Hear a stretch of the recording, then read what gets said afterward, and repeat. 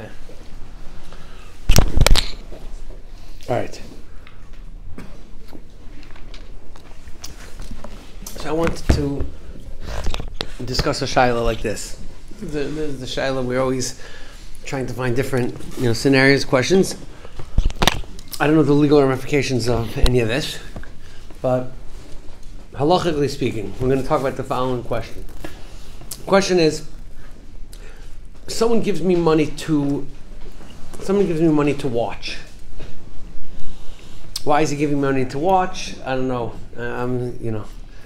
We're in an attorney's office here. You gotta be careful exactly with this. But someone gives me money. It's not my own money. I've had cases where a parent gave a child money to keep in kind of a trust or, in their own name or whatever it is. Someone gives someone else money to watch. And they went ahead and they make money on that money.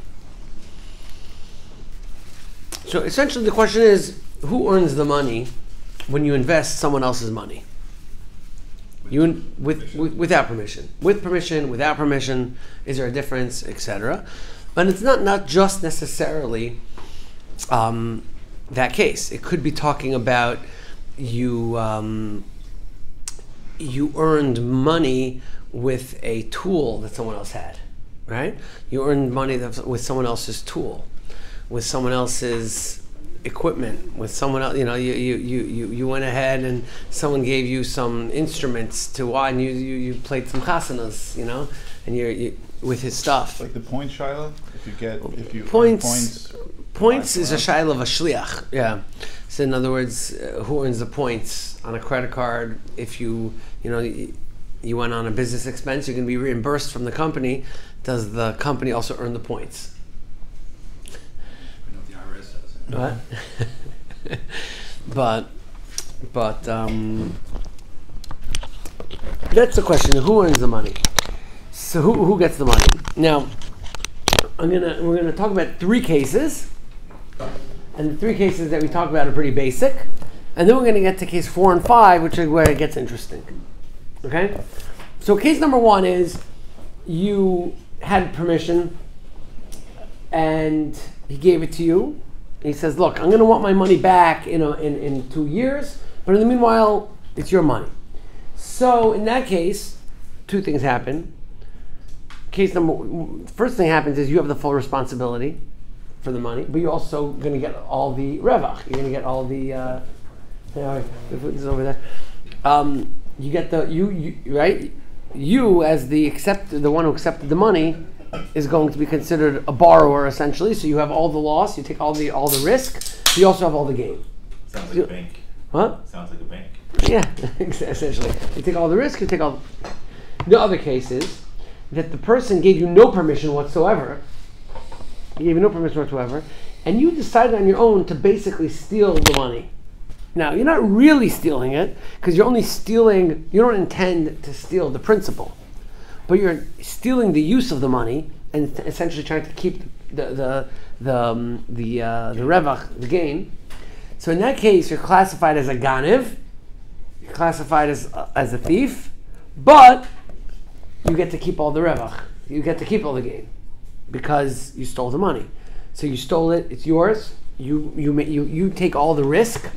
He can demand back all the risk, but there's nothing he can do. You stole the money. You stole it. That's it. There's no penalty for stealing? There's a well, not really. I mean, you have to give back the money, but there's no penalty for the stealing. Meaning you have to give it back anyways. So again, I'm not talking about a guy that went into someone's backyard and stole the money. We're talking about I gave you permission to hold the money. Now you went ahead and spent it without my permission. So the spending was considered a geneva, but during that time I wasn't going to use the money anyway, because during that time I basically told you, hold on to it. During that time, instead of holding it for me, you spent it for yourself. You were not allowed to do that, but even though you're not allowed to do it, you did it. You get to keep all the money. Case number 3 is you think to yourself, he gave me this money to hold. The guy's he doesn't realize that I could just invest his money and make money for him. So I'm going to do it for him. Now, he didn't ask you to do that. What's the difference with went on before? For sure, the first one. In the first case, you did it for yourself. Oh, here you're doing it for. Oh, okay. Here you say, you know what? You're doing it for him, but you didn't have permission to do that, and he never asked you to. So there, the halacha is that you still maintain all the risk, but you have to give him all the gain. Because you didn't have permission to do it, so he didn't agree to take any part of the risk. So if you have a better intention, you lose out. Correct. Well, No. you're You're the still in the same best place. thing. No, you're not No, the you same would place. win. If you are a real ganiv, then you take all the So you're saying risk. But because if the money's lost, you have to pay back. And you're taking all the gain and no risk. You're taking all the risk and no gain. So if you actually meant to do it for him, you're taking all the risk And no gain. right. Because, right? Now, it wouldn't be good intentions. The best intentions would have been just do what you were told. The guy told you to watch it, just watch it. Why are you outsmarting Less him? of an evil. I'm doing it for you. Correct. Right, correct. why is the middle case not a case of Zen and the seller cost? Because the investment might be lost. Yeah, so it is chasar. He's a big risk here. So therefore, he takes no risk, but the ganev gets all the gain. So if he's intending to steal the money, if he intends to steal the money, so then he gets all the gain and all the risk. If he intends to invest it for the owner, then the owner maintains no risk, but gets all the gain. All those cases are relatively simple. The case where it gets interesting is the following case. This is where it gets interesting. Oh, look who's here. Nice. Okay. So, how are you? So, all the case where it gets interesting is as follows. Okay? In order to understand the next case, I want to introduce it with a concept. The concept is called Mevatel Kisoy Shel Chaveroi is Potter. This is a very important concept. It's based on the concept of grama, of indirect damage. But I want to introduce the concept like this. We're good? Okay. So the concept is called mevatel kiso shel chaveroi, which means literally you made it. I don't know exactly what mevatel, how to translate that, but basically, yeah. But essentially, what it means in this case is that you didn't allow a person to make money, but you didn't damage him either. You took away his potential ability to make money. So the halacha is, if you take away a person's potential ability to make money, you don't have to pay them for the money they lost, because it's a grama. It's called indirect damage. So let's say the case of the Gemara is where you took someone's cow. Now this guy plows every day. He goes to work with his cow and he plows and he makes a day's living. Now you took the cow, you didn't kill it, you didn't shoot, but you locked the door and you kept the key. He comes in the morning, he cannot get his cow out, so he cannot show up to work that day. You don't have to pay him, because it's called indirect damage. You didn't actually take away money from him, you didn't damage him, you didn't hurt his cow or anything like that. But Even if you knew that it was going to make money with the cow? yeah, Consequential damages. it's consequential. It's called mevatel kiso shel chaveroi or potter. Now, I shouldn't say it that way. I shouldn't say it this way. I should say it differently. What I do with the cow is I rent it out to other people. I rent it out to other people, and now I cannot rent it out for the day. If because of you I can't work, maybe that's different. You know how we know that? Because the Gemara says if you cut off someone's arm, the Torah says you pay 5 damages. Ripui sheves. One of them is the loss of work. So you see that when you damage the person himself, it could be that you have to pay for his loss of work. But we're not talking about that. We're talking about you just made him not be able to make money. So now, usually what he does with the cow is he rents it out, and now he can't rent it out anymore because it's not available. So in that case, it's called consequential damage. It's called grama, and you're potter. You don't have to pay. Now, you don't have to pay in this world, but you are chayiv to pay for in the next world. So you may not want to come back in the form of a fish if because you decided to not pay for that damage. You rented out to someone else. Do you keep that money? No. Oh, that's what we're going to get to. Hold on. I didn't say that. I said you locked up the thing and you kept the key. Okay? That's what I said. So you're mevatel kisoy shel chaverei. However, what happens if? Here's where the question gets interesting, and this is what Yerachmiel just mentioned. A guy comes to you. Now let's take back to our case. I'm watching your money, and you said just put it in your bank account. I said seriously. I'm thinking to myself, I'm putting in my bank account. I'm getting 0.01%, whatever. I can make money for this guy, so I'll put it in the stock market, right? So if there's a risk involved, it may not be a good idea. Okay. But in the meanwhile, the other choice was, he said, I'll invest it for myself. And if he wants it, I'll give it back to him, but I'm going to invest it for myself. And we said, you're allowed to keep it, but it's Geneva. Okay. What happens, the day comes, and he says to you, he says, I'm calling in the money. I told you I'm going to need it for, you can have it for 2 years, or whatever, watch it for me for 2 years, the 2 years is up, or after 1 year, and he said, you know what? But I have a great deal opportunity. I have an opportunity to make money. I want my money back. And now the guy says, I can't give you back the money. Not only I'm not going to give you back the money, and it's going to take me a couple weeks to give back. In a couple weeks, I'm going to lose the deal. Well, it's going to take me a couple weeks to get back the money, and he doesn't return the money. In the meanwhile, he goes ahead and uses the money for his own deal. Right? Now he's a Ganev. So we said, well, let's put the two pieces of information that I gave you so far together. On the money that he made, he keeps because he's a Ganev. And on the money that he made the other guy lose, he made him lose a deal, but that's a Groma. Right? So if you take the two pieces of information that we gave together, so in this case, the Ganev keeps all the revach, he keeps all the gain, and the guy who's actually, it's his money, he loses out. And he can't make the money because on that, you're mevatel kiso shel chaver, it's consequential. Agreed? But the guy would also lose the money if he lost it. He maintains all the risk, yeah. Oh, so here says the Shulchan Aruch. The Shulchan Aruch paskins in 7 Reish Tzadi Beis. The Shulchan Aruch paskins. Miu, however, in Baal Pikadon, if the owner of the money comes, V'amar, and he says, Teili Pikdoini, I want my money back. V'ani arviach ben la'atzmi, I'll make my own money. I didn't realize you're investing the money. If you're investing the money, now I may as well invest the money. Give it back to me. He says, no, I'm not keeping it. V'halo me'akev biyada, and he keeps money. Then, chayev litain harevach mekan alaba. You're obligated now. Whatever money you gain at that point goes to the original owner. So here we have to understand, right? Take the two pieces of information that we got. What's the deal? The deal is, it was very simple. There was no deal. The deal is, I asked you for a favor, can you keep this money? Why do I want you to keep the money instead of me keeping the money? There's a lot of reasons why someone would want, maybe, that the money's not under his jurisdiction right now. Okay? I'll leave it at that.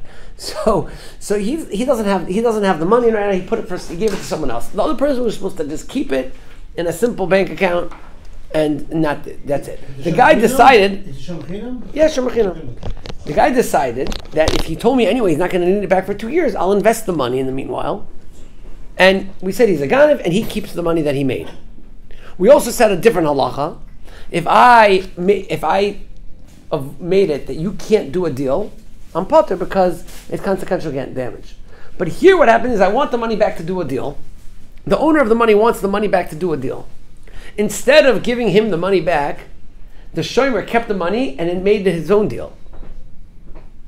So what I said was that based on the two pieces of information that we had, he should still be able to keep all the profit because he's a Ganev, and the owner of the money should just lose because it was consequential damage and he couldn't close the deal.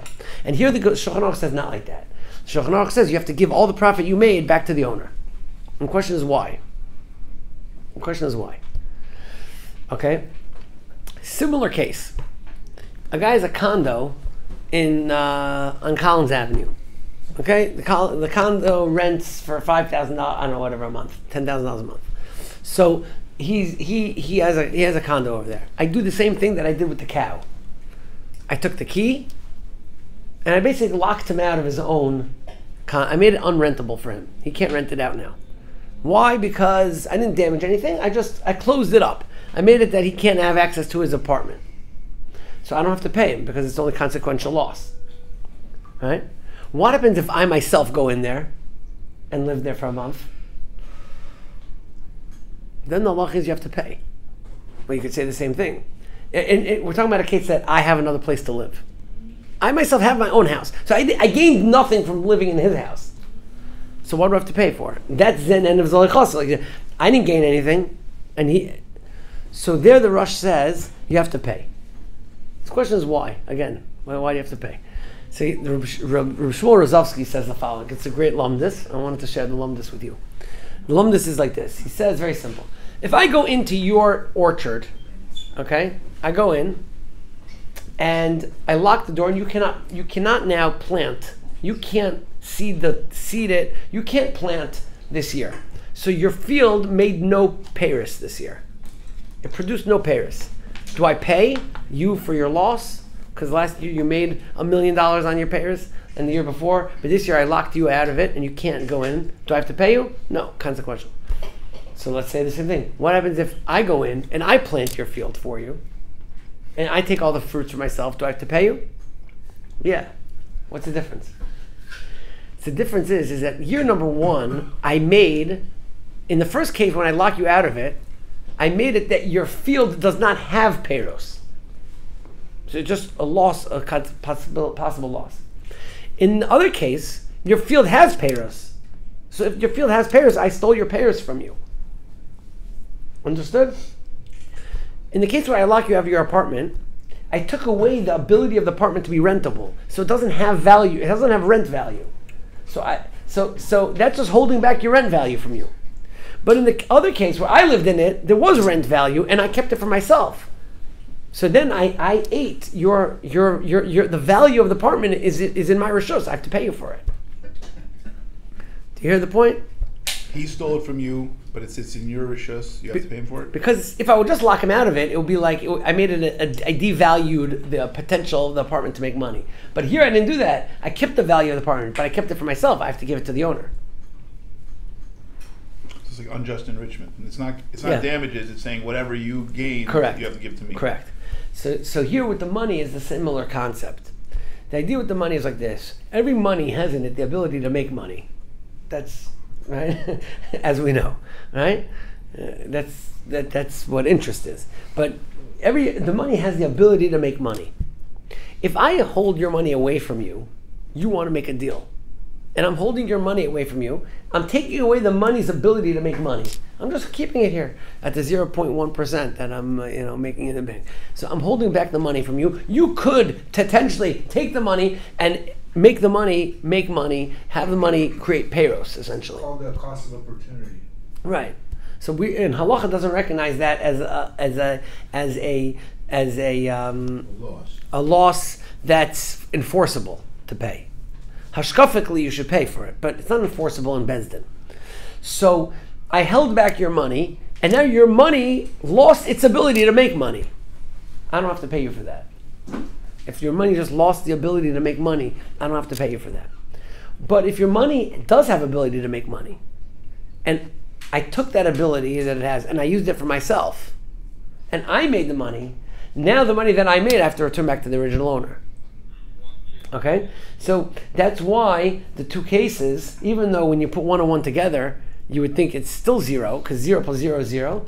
But in this case, you would actually have to pay. So again, if I hold back your money from you, I don't have to pay.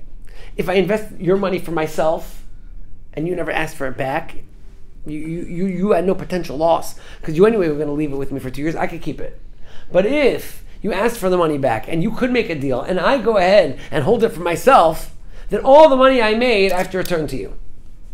And this is the chiddush in the halacha, that even though mevatel kiso shel chaveiro is potter, even though taking away a potential gain from someone is potter, but if you took that gain and kept it for yourself, you have to pay it. The kasha, why is it potter? Why is it what? Why is it potter in the first place? If you hold somebody's money and he cannot make money because of that, why is he potter? It's potter because it's called indirect. It's a grama, so it's indirect. That's not the Okay, so but we don't we consider that to be a grama and it's palter. Obviously, you should pay. The right thing to do is to pay. But in halacha, there has to be a real direct cause of a real direct damage. So, a loss of potential wages is palter in grama. A bezdin usually will not enforce that, but in this case, that's what they would do. Now let's take it a step further. This is one thing I don't know. I don't know the answer to the following question. I think it's I'll throw it out there. In this case, okay, remember the case is the owner of the money comes and says, "I have a deal. I need to close a deal. Can you wire me back the money?" And you say, "No, actually, I can't. I'm keeping it for myself." And as a matter of fact, what's the name of the deal? I want the deal for myself, right? So we said he goes ahead and does the deal. All the money he makes goes to the owner. What about the potential risk? Who has the risk in this case? Do you say that now, you flip it, and you say, look, basically you're a ganav, so therefore the investor maintains all the risk, but all the gain goes to the owner? Or do you say that since Lamaisa, the owner, is going to get all the gain, so it's basically considered that he returned the money to the owner, and now at the owner's risk? He gets the risk. You would think that the investor takes the risk but gets none of the gain. So I think that's the way I understood the Shulchan Aruch as well. That the investor would take all the risk, but all the gain would go to the owner. Because what is this case again? This case where the owner wants his money back to close the deal, and instead someone else kept the money and made the deal for himself. Then he's losing. So that's the question. If it goes up, if there's a gain, the gain goes to the owner. But if there's a loss, what happens? He has to speak for the loss. He never gave the money back. What? He never gave the money back. He never gave the money back, so he's still a ganiv. He takes the loss, but the gain goes to the owner. So there's no upside in this. Well, there's no upside in being a ganiv. Yeah. So now it's like this. Now let's take it. Unless you make This is the Shulchan Aruch on the page of the Shulchan Aruch. The Chassam Sofer in the Tshuva, he wants to offer a different equation here. He wants to say no. He wants to say that since Lamaisa, who did the investing? Was the investor, was the guy that held the money. Whose money is it? The owner's. The owner wants part of the gain, so they become partners and they split the gain and the loss 50-50. Even though he did it with no permission. Even though he did it with no permission. He gets to elect it. Huh? The owner gets to elect whether he wants to be treated as a 50-50 or So what if the owner comes and refuses and he finds out about it? No. So that's until he finds out. Until he finds out, he came in, asked for the money, the guy said, I don't have it, he left, the guy in the meanwhile went ahead and did the deal, he becomes a 50-50 partner. Even though cannot. Yeah. So why is he 50 partner? Because the Maisi is going to get the gain. The Mafreya, he could say no, that he didn't, right? No, not according to Chassam Sofer. If he comes back later and says, I'm not interested, then he could absolve himself from any loss, but he won't get any gain either. So he could say, you know what? You didn't give me the money back? He said, where is it? Oh, it's in the deal. What's with the deal? The deal didn't make any money yet. Well, I want my cash back. At that point that he says, I want my cash back, he's saying, I don't want a part of that deal, so then he gets no gain, but he won't have any loss either. This is the way that Chassam Sofer learns, but it's an interesting setup, what he wants to say, but it's another way of looking at it. In other words, at the end, the investor did do something to make the money. So where's his portion of he worked for it at the end. So he should also be recognized in the equation, even though he did it shlo kedin. So he, as the investor, would gain 50% of the profit. That's some Sofer. As opposed to Right. Bad incentivizing though. What? It's bad incentivizing because you don't want the guy to do. You're motivating him to do the wrong thing. He knows he's taking half the risk and half the reward. Right. That's what a lot of people would do Right. with someone else's money. Right. Which was someone else's money, right. So really what he should do is, you're saying that the equation of taking all the loss and giving all the gain back would make sense. So here was the following case.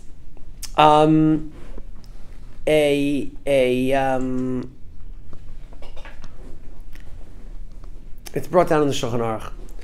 Ruvain and Shimon, okay? Just keep track what's going on here. Ruvain and Shimon. Ruvain owes Shimon, say, let's say he owes him $100,000. So Reuven owes Shimon $100,000. Now Reuven meets Shimon at a expo, at like a show. Okay, the big shuk that exists every twice a year in Frankfurt or wherever, right? So they had their twice a year. What was it called? The Electronics show. whatever. Yeah. So the in Vegas, he's showing off his cameras. So Shimon sees Reuven there. And he says to Reuven, "What are you doing here?" So Reuven says, "I brought all my stuff, all my cameras." So he says to Reuven, "Oh, great. So, how much are they worth?" So he said, they're worth $100,000, and I can make profit. I'm going to sell them for $200,000. I can make 150. Let's call it. I'm going to make $150,000 selling them here. So that's why I brought them. So, Shimon goes and says to Reuven, "Okay, look, I'll make the day very easy for you. No problem. I'll be your first buyer. I'll take them, and I'll take them for you. I'll sell them, and I'll give you your $50,000 when you're done." So he said, "Fine, great." So he takes them. He comes to him back at the end of the shuk, and he says, "Did you sell the stuff?" I said, "No, I didn't sell it. You owed me $100,000. I just kept your stuff." That's really worth 150. Well, it's not really, because wholesale 100, and he told him that was the problem. That was the wholesale price. The guy who gets the wholesale price. So he says, you owed me 100. I took the stuff, and that's it, or even more. Let's say he had $150,000 worth of stuff. He gives him back some of it and says, "The change you can keep, but this way I got my stuff." So the question now is: A, can he keep the 100? B, let's say he has to give him back the stuff because he took it with Shlokedin. Does he have to now pay him the money that he held back from him for not being able to sell his stuff? Because now he has to wait another 6 months to sell it. There's no other opportunity for him to sell it anymore. Why does he have to give it back? Well, because Because really, like Josh was saying, because the value is 150. So do I have to basically now? So give him 50. So he should be able to decide. So what? So what's the din? Give him 50. He doesn't want to because. How is that different than the opportunity lost? Right. So he's basically saying you took my stuff and held it at a time that I could have made money off of it, and you were trying to make money off of it at that time. So essentially, the Panim Iris says that he's chayiv to pay him the retail price, and he has to give him back the money that he could have made. Mm-hmm. Okay, and there's different. Well, there it's fraud. He's engaged. The question is, how much did he tell him? Right. I have to see the exact language, what he told him. He told him, "I'm going to buy it from you," but he said, "I never had intention to buy it from you. Why would I buy it from you if you owe me the money anyway?" Right? Now, next case. In this scenario, But why does he have to pay back? did he forget that he owed him a debt? Because even if he didn't tell him up front, wouldn't the guy that is Himself think about it, right? Wouldn't he think like, When he should think, I go with this guy money, what's he thinking? Right. But Similar case is the Ritva says, what happens if, in general, you send someone with schora to Las Vegas for the camera show, and they go there, they're holding the stuff, and either they decide, like this case, they decide, you know what? I took the stuff from New York. I'll pay the wholesale price because I, as an employee, have the right to buy wholesale stuff. I'll pay the wholesale stuff before I go, and I'll sell it for myself. I'll make the money myself, right? Is that permitted? Or do you say it's you're sending me to do it for you, and you relied on me? So the Ritva says when someone relies on someone else to make money, then he becomes mechuyev to give back the amount of money that he thought he was going to make. In other words, if an employer relies on an employee to close a specific type of deal, and the employee goes out and closes that deal for himself, then because he was relied upon by the employer has a right to be tovea the full value of the deal. Then you get grumman. It's worse than grumman. This is a case where it's worse than grumman. He has to pay him back the full value of the deal.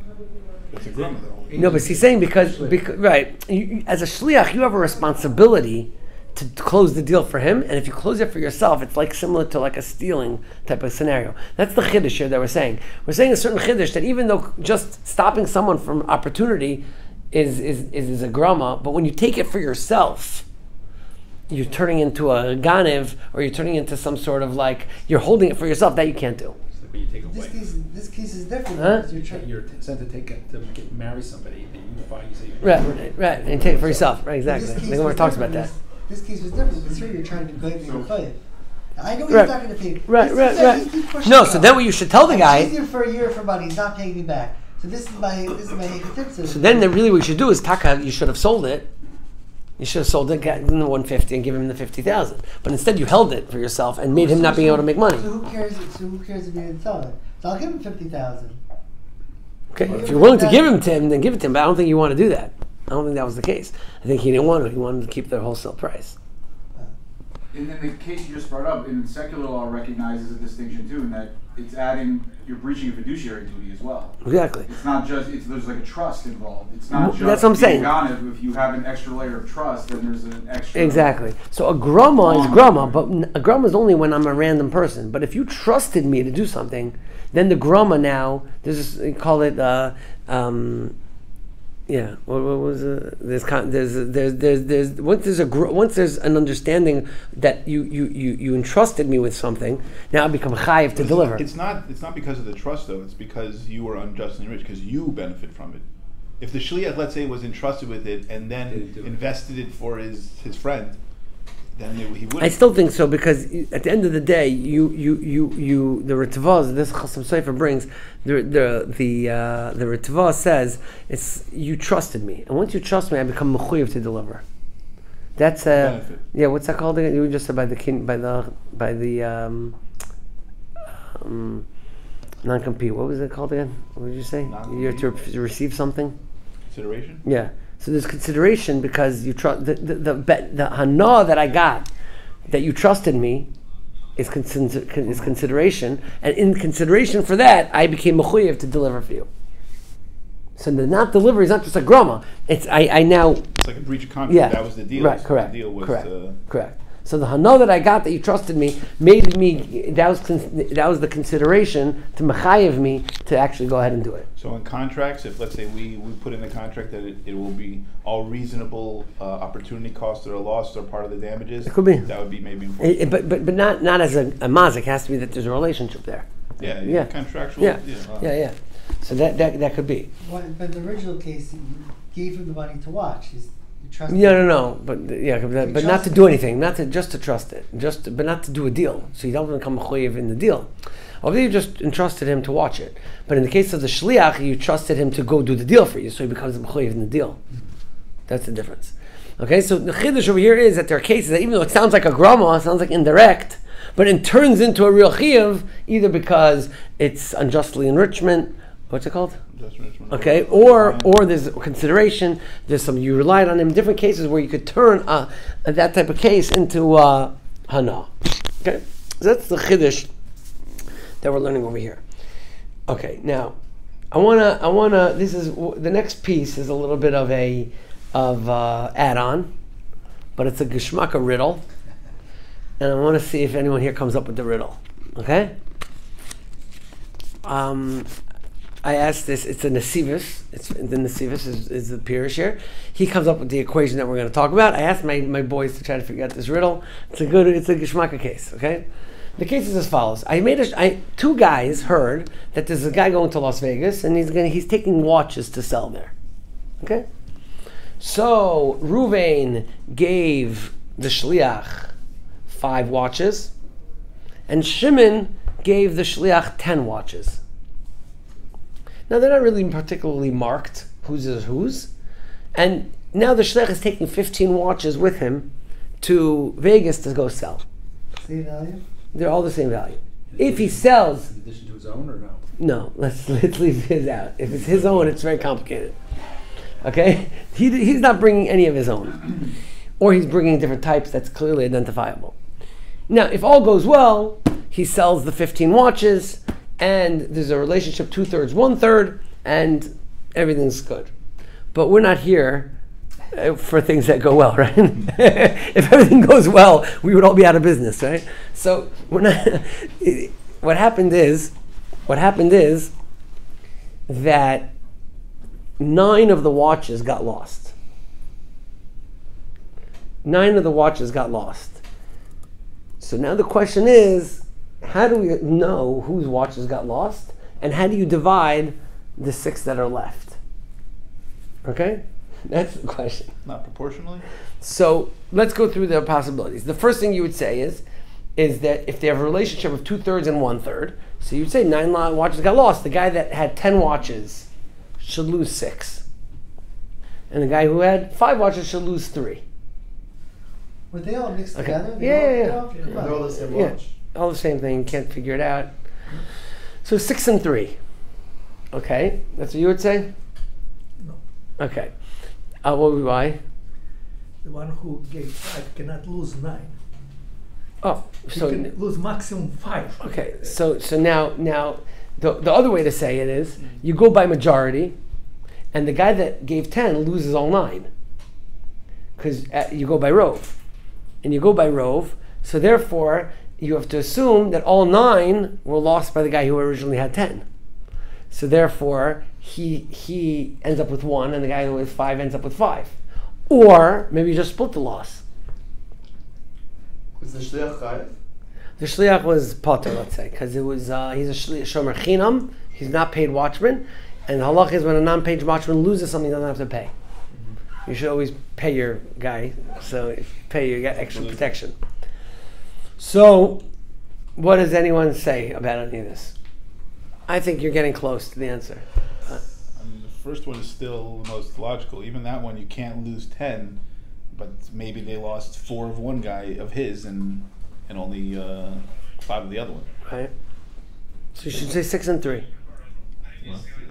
Or 9 and 1, or 4.5 and 4.5. So the Nesivis says, any other equations here? So the Nesivis says, no, you don't do all 9 to 1, you don't do 4.5, you don't do 6 and 3. It's 7 and 2. Why? This is very geschmack. He says, if one gets lost, what do you assume happens? You go by the rove. The guy who had 10, the statistical rove is it probably came out from his pile. If you lost 2, same thing. The guy with the rove, you assume statistically came from his pile. The first 5 that got lost, you have to assume statistically came from the guy with the 10. But once you go past 5, they both have 5 left. So therefore, the next 4, you assume they lost 50-50. So the first 5 goes to the guy who had 10. The next 4, you split 50-50. So therefore, it goes 7 and 2. You like it? Yeah, it's good. That's what he says. So the Nesivis wants to say you don't do 6 and 3, you do 7 and 2. I mean, it sounds like you can make an argument. Depends if they're falling out one at a time. There's a hole in the suitcase the size of a watch. Right. Falling out one at a time. I was wondering about that. But even so, I guess it's a chiddush. You could use the rove halfway, and as you use the rove only up to a certain point, right? So, but that's the equation he wants to set up. That so if you have any. Try to see if anyone comes up with this equation. But it makes, after you hear it, you could hear the logic. Yeah. I didn't understand the logic of 9 to 1. That didn't make sense to me at all. Right. But you're using rove. Yeah. You could use rove. Now, where it gets complicated is if the shliach also had some watches. Because let's say the shliach had 20 watches. But the shliach would be extra careful with his own watches. So first of all, maybe that's a logic. But there's another svara, which I don't know if anyone knows, but there's a concept called ein holche b'mamun achar harov. When it comes to someone who's the muchzak, when someone is considered the owner of something, you have to prove loss. Otherwise, what do we say? Possession is 9/10 of the law. So possession, in order to disprove possession, you need a raya. A rove is not considered a raya. So what would happen is that the guy that lost, let's say 16 were lost, and he had 20, he would only lose 1, and the guy with the 10 and the 5 would lose, and the guy with the 20 would walk away with his 19. Because you don't have enough of a rove to take, even though he had 20, so you should think the first 20 all come out of his pocket, or at least the first 5, depending, should come out of his pocket, but that's not the halach, because you don't use rove against chazaka. You don't use rove to take away from a mosek. So if he had any, it would change the case completely. Okay? But I wanted to throw that in there as part of this Gishmanka case. So I threw this out at my kids at the Shabbos Suda to see if anyone would figure it out. You get it? Huh? They were still going to 6 and 3. I got to train them right. By his bar mitzvah, he's going to get to 7 and 2. He's going to get there one day. Okay, so that's the idea of the but there's a lot. So we covered a lot of concepts. The concept of, first of all, you take someone else's money. If you have no intention to work for him, you're a ganav. You're a ganav. And even if he wasn't planning on making any money, you're considered a ganav, but you keep all the money, but you take all the loss. If on the one hand, when you take away someone's opportunity, it's a grama and you're potter, but if you ask Mr. Khan, he'll tell you should pay, because min hashemayim you should pay, and it's not good to walk away with that. But you are potter. If you took someone else's opportunity, then you have to pay. And that's the chiddush that, or if someone trusted you, and because of that he lost an opportunity, also you have to pay. And then at the end we discussed this case of how do you divide loss and the Yisod of the Nesivos. All right, so Mr. Shem will continue learning together, and I think we'll regroup after the summer. We'll see what happens. Sounds good. Should we dam mincha? I'm fine with that if we have 10. Yeah. Looks like we have 10. Yeah.